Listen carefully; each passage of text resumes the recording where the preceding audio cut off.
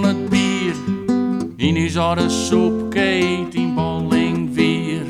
Ik dronk een glas met Geert, ik dronk een fles met Zeert. En voor uw kerels weer niet te zwier.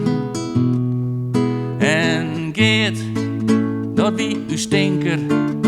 En Zeert, wo heeft de vrouwje on. En ik wie de beste, ik koer de hele wraad vol on. En midden in de nacht, om 1:02, gie bij u ziet warp het café al dicht. Dan kwam ze bij u stel, de heren van de streek, en houden wij uw flesje heeg. Burgerlje,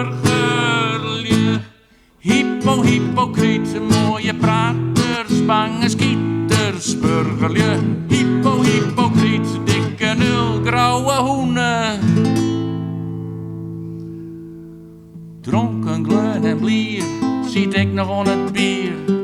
In uw oude soepkeet in Bolling 4. Ik dronk een krat met Geert, ik dronk een vet met Zeert. En voor u zo'n kerels wie nog niet te zwier. En Geert, die tocht nog jipper.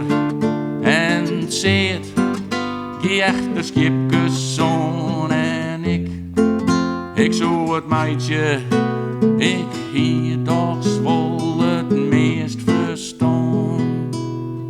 En midden in de nacht, om 1:02, gie bij u ziet warp het café al dicht. Dan kan ze bij u stel, de heren van de streek, en houden wij uw flesje heeg.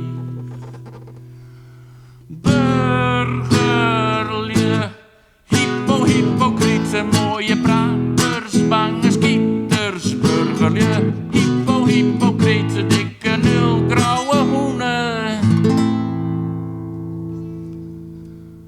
Nou broek we u's verstaan, een whisky in de haan. Alle sneunen jong in het dorpscafé.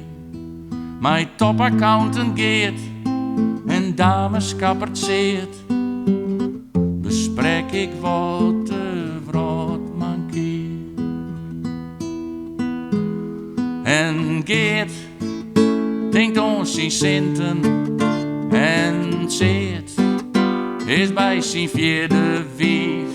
En ik weet no beter, mijn grut verstaan hier niet ontlief. En wat wij dan naar huis, midden in de nacht, dan komen we bij die ASO's del.